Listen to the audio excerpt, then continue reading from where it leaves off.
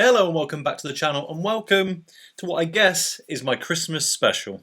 Now, of course, over the last few weeks I've done plenty of Christmas beers, including plenty of Imperial Stouts, but it wouldn't have been Christmas without a couple of special editions from one of my faves, Blue Monkey. And this year they have gone big. These bottles have been sat, well, with the others you can see there, they are the same beers, behind me for a few weeks now. And to be honest, well, I've just been waiting for the right time to get into them, and well, now is that time. So what have we got here? Well, it is two beers based on one beer. These are both based on Silverback, Blue Monkey's, I guess, traditional, no adjunct, kind of super on the nose Imperial Stout, but these two have been barrel aged. Over here in the green we've got a rum barrel aged Silverback, that's clocking in at a whopping 11.6%, and then here in the red a Bourbon barrel aged Silverback clocking in at 12.4. So why is this the Christmas special? Well, it's kind of obvious, isn't it? I'm going to do two Imperial Stouts, one video.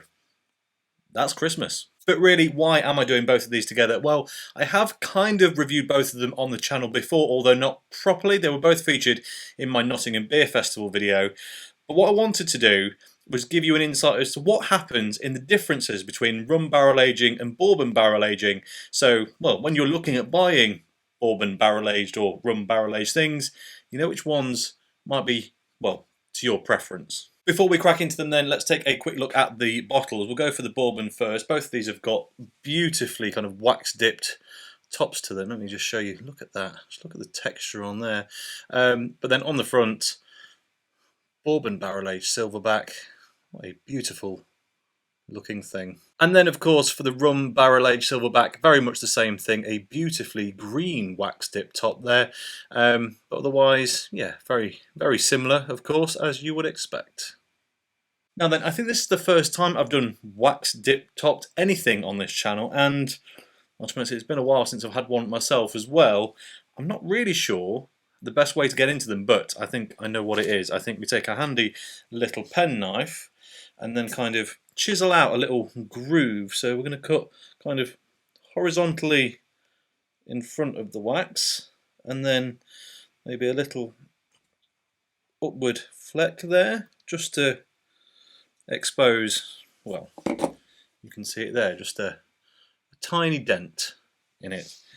Let's find out if this works, shall we?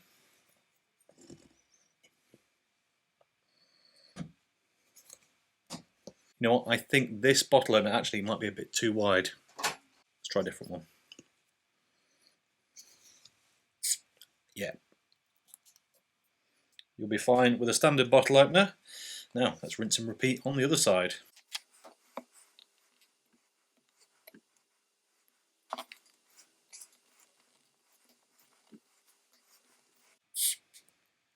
I do have two identical glasses for this one. Well, they're both the same glass with slightly different artworks on, but you can ignore that. Right then, Bourbon barrel aged going in.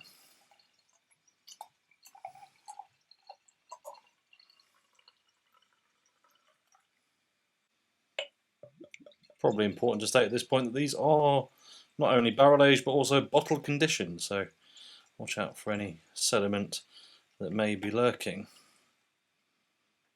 In the glass then, I mean, they both look very similar. The one I'm holding up now is the Bourbon, and there is the rum for comparison.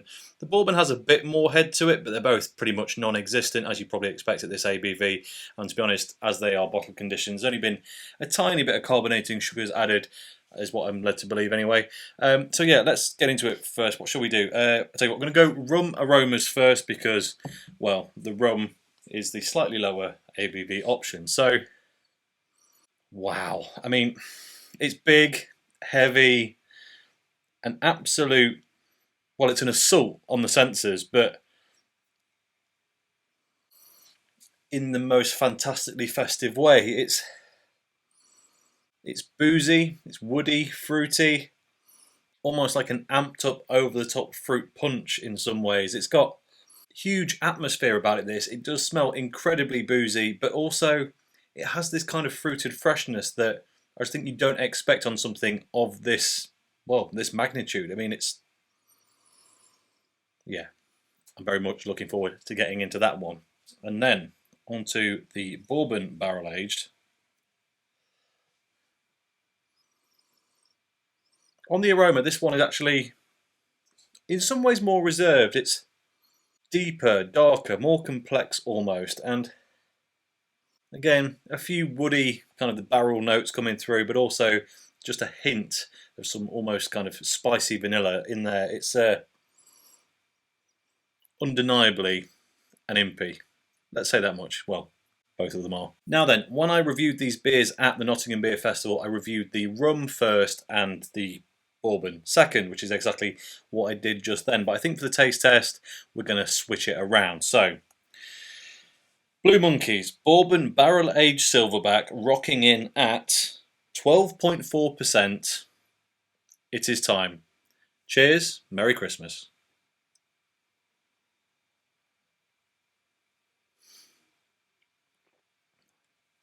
Wow. You don't even get to swallow that before the sensations take over. Super warming, almost tickles your cheeks, that one. Really boozy, really...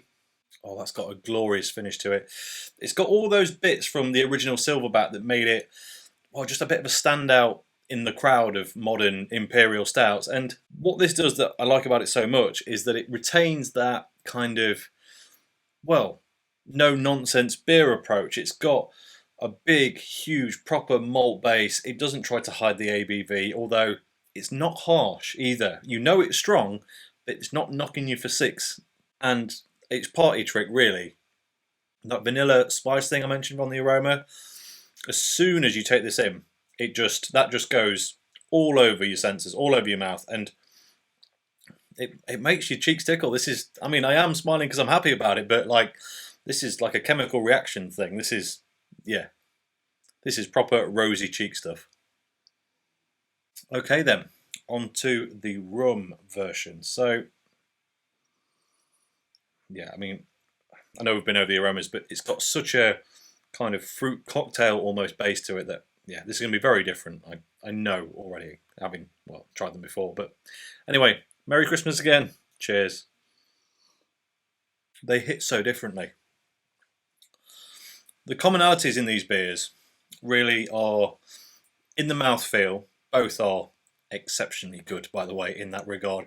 Super, they're not sticky, they're just rich, lush. They are thick, but not cloying. And in the aftertaste, you still get that nice, deep roast malt flavour.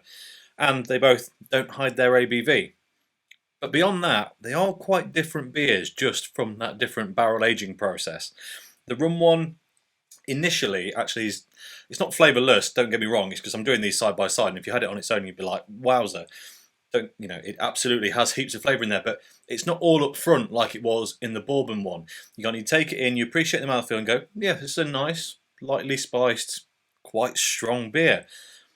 And then as you swallow it, you get that just big licks of rum spice, kind of almost tropical fruit vibes. It's the whole, fermented tropical sweet fruits, molasses, that kind of thing.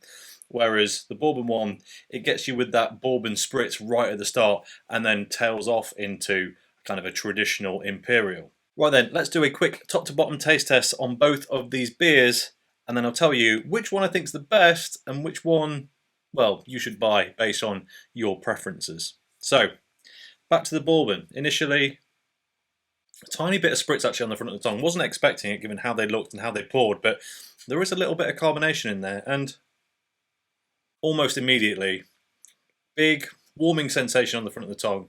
It starts prickling at your cheeks. You start getting that, well, I can't stop smiling when I'm drinking this one, as you can tell. It's got a bit of vanilla hint in there. It's got some, I don't know, I mean, it says it's Bourbon barrel aged, but the spiciness is almost like rye whiskey. It's kind of a bit peppery, a bit smoky, but it just spritzes away, but not in the same way that Scotch smoky is. It's hard to explain, and I think that's probably more down to the smoked malt that's possibly, or the darker malts at least, that are in this. Probably not smoked malts, but you know what I mean. But it has the kind of vanilla, as you would often expect with Bourbon, a few kind of charred oaky notes, and yeah, deep, dark, almost burnt caramel vibes is probably the best way to describe it. As you swallow, You get a moment of almost clarity in the beer. Certainly not in the head though, because it's too strong. But kind of, it almost goes refreshed. A bit of light carbonation spritzing, and then you get a big waft of big, deep, rich, boozy. The vanilla hangs around, but then it starts to introduce some of those flavours from kind of the core Imperial Stout. So big, rich malt, and well, heaps and heaps of booze, if we're honest. And on the finish, we're back into pure, no-nonsense Imperial Stout territory. Again, with that residual malt aftertaste, and just a hint of that smoked toasted oak from the barrel that just reminds you that whilst this still is a no-nonsense Imperial Stout, something just a little bit different has happened with it. It is properly good, that. Properly good. Right then, on to the rum. So, initially, there is a bit of light carbonation on the front of the tongue, not as much as there was with the Bourbon, but it's a bit sweeter up front as well. That first lick of the tongue is just there's some sugar content in there for sure.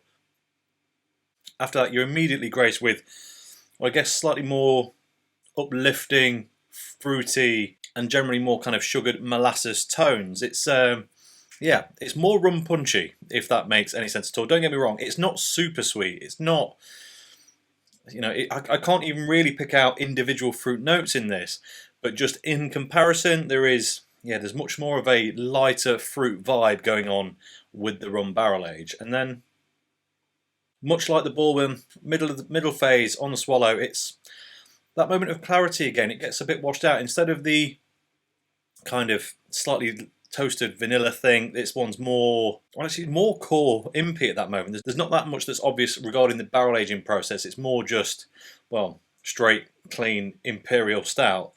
But then, as that aftertaste kicks in, your first impression is, that's alarmingly refreshing. Heaps of those fruit notes come back. There's all sorts in there. It's kind of mango, papaya, but all super sugared, condensed, boiled down. It's not fresh fruit, but yeah, it's rich and decadent incarnations of tropical fruits, but done at a much more considered and more decadent level, if I'm honest. Trailing aftertaste though, you get a real hit of that kind of spiced rum spice. To be honest, I don't know what that is in spiced rum that makes it spice, but it's got a very distinct, very warming character that, to be honest, had I not been comparing it to the Bourbon barrel aged one, I would have also said had a bit of a, I guess, a vanilla toasty flair to it, but it's nowhere near the same as it is in this one. So anyway, if you've liked spiced rum, if you've had spiced rum, you know that flavour I'm talking about. Well, there's heaps of it in the aftertaste on this one. So I've drank about half of each of these, which means, well, I've nearly drank a whole bottle's worth, and they're that strong that, to be honest, I don't really want to do any more, well, on camera. I want to go and enjoy these through the rest of my night. So it's time to summarise. Which is the best? Which is my favourite? Which one should you buy? Well, in general, if you prefer Bourbon versus rum, or rum versus Bourbon, I'd start with the one you prefer. That might sound a bit obvious, but realistically, what the differences are in these beers. But the reality is that the Bourbon one is just deeper, richer, maybe more considered, a bit more complex, a bit more brooding in some ways, much like Bourbon is versus rum a lot of the time.